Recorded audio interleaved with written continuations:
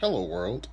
This is a quick video on regarding the 2020 election and why I personally will not be voting this year.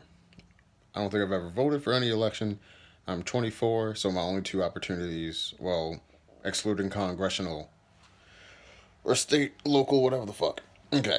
But yeah, I didn't vote in 2020, didn't vote in 2016 for the same reason. So, um, this is all going to assume that the political process had works. Okay, so if you're someone, I'm already gonna accept that. If you're someone that says no matter what we choose, the same things will still go on, which you could definitely make an argument for.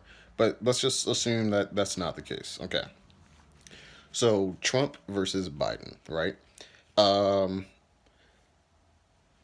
what? How many times are we gonna have to vote for the lesser of two evils? Like why? Like why is that never the question? Why don't the American people ever ask, we continuously vote for the lesser of two evils. Why is this always the choice? Like that doesn't even like you don't even think about that. It's just like, well, you gotta vote for one. It's just like so. Okay, let's look at Trump and Biden. These are their similarities. They're both war criminals. They voted for illegal and offensive wars that we're still in. Obama didn't get us out. Biden didn't push Obama to get us out. They made the troops, yeah, we're getting out, and then they decreased the troops and increased the troops and decreased them. Trump on his campaign rally 2016, we're gonna get out, folks. It's gonna be beautiful. No more wars, folks. And it's just like he's still in them in his 2020. So it's just like Republican or Democrat, there's still gonna be war criminals out there. Like, come on now. Uh, they're both.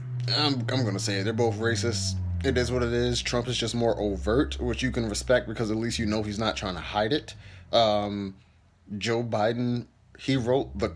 Yeah, hold on one second. Yeah, he wrote the crime bill, mass incarceration of people of color and low income communities, which usually overlap in the United States of America. So, and then people get mad at you if you bring that up about Biden. Like, you know, he wrote the crime bill, and you know that disproportionately affected a lot of black people. And then be like, you can't say that he's better than Trump though. Just like I'm not saying he's not better than Trump. I'm saying this is a negative against him. What is your response to that? And if your response is he's just not the other guy, that's very telling now, isn't it? Um, what else? Joe Biden just recently still said marijuana is a gateway drug with some reefer madness garbage. It's just like think about okay, but there's all this whole thing about if where the black vote is gonna go. Let me just speak to that for a moment. Which candidate is going to legalize, tax, and regulate marijuana such that our people will no longer go to jail disproportionately? Okay. Um, who's gonna, I don't know, understand that friggin' the schools are terrible? Or like the justice system as a whole is terrible. Like redoing the justice system. I don't know if there's a way to have it to where one person, like you have, these are the facts of the person's situation. You don't know their name. You don't know what they look like. You probably just know their age. Um, Yeah, that's probably if you just take the factor of what age. I don't know if that'll have a negative or positive impact. I don't know, but what I do know is black people are more likely to get longer sentences for the same crimes. It's just like why is that even the case? Has anyone speak to that? No.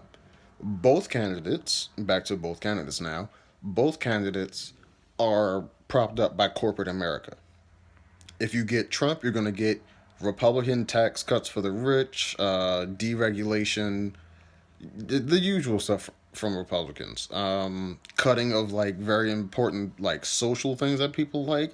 Like a long time Republican goal was to get rid of the U.S. Postal Service, and it's just like you know how many people use that? Your own constituents use that. Is that really for the people? Is that in the best interest of the public?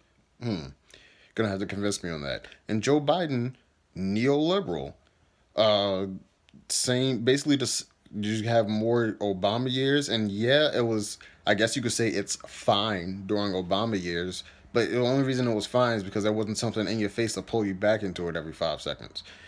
If Trump wasn't sending out a tweet every day, something just like annoying or something stupid, y'all just wouldn't give a shit. Like it wouldn't be like, I swear, like if Obama did the same exact policies as Trump did, then but he went about it in a nicer way, I would guarantee you half of you would not give a shit. And that's the fucking problem. Y'all are complacent. Y'all don't give a shit. Y'all still think that healthcare isn't a human right, and the rest of the world is laughing at you. The rest of the world is like, you pay $8,000 for an ambulance? That's fucking crazy. And then your response to them, well, I'm not just gonna take a handout. If I'm hurt and I can't afford it, then oh well. And it's just like, way to like, you've been so thoroughly convinced to shoot yourself in the foot, and it's fucking hilarious. Okay.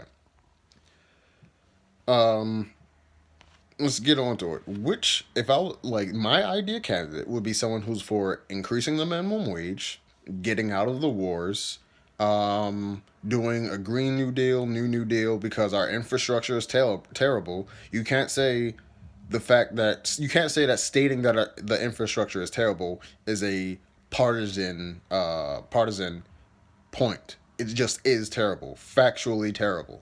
So why was all this hemming and hawing about something that's going to bring in jobs and help like give people like actual tangibles? Like, hey, we're going to give you a job. You're going to rebuild this. This is how it's going to same way of the New Deal back in the late 1920s with the Great Depression and all that. Is like just take the same idea that worked. And secondly, on a general basis, why are ideas that a majority of the American people want don't happen? Like, for example, gun control is a hot topic. A majority of people on both sides want background checks just to make sure that the person is getting it. Is like, it's overwhelmingly support. So why is it not happening? That's more than just a presidential issue. That's a congressional issue. The people want it, but it's not happening. And people just think that, oh, if you just vote a new president, then that's all that it's just like, but the stuff that y'all want isn't happening. The stuff y'all want, no matter who y'all vote for, no matter who y'all get into Congress, it still doesn't happen. Doesn't that like do you like what does it take for you to understand that the game's rigged? Okay. Voter shaming. You will not shame me to vote for Biden because I don't see anybody shaming anybody to vote for Trump.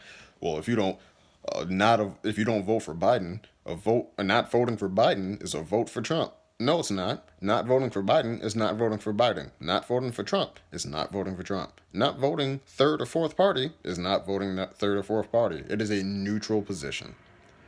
And you're going to have to give me a reason to vote for Biden. Not a reason to vote against Trump, but a reason to vote for Biden.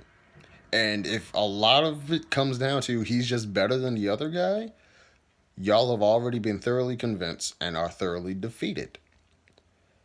And the last thing I'll say on this is y'all would never apply this logic to anything else in life. Let's say a car. You have this shitty car and that shitty car. But the second shitty car has air conditioning. Like, you would just look like, no, I'm not going to take either one. If you have a job, this job is terrible, this job is terrible. But this one has free coffee. Like, you would just be like, no, I'm going to find another job or figure out my own way. Or a babysitter. Hey, one of these babysitters are a serial killer, a rapist, a racist, and he cheats on his taxes.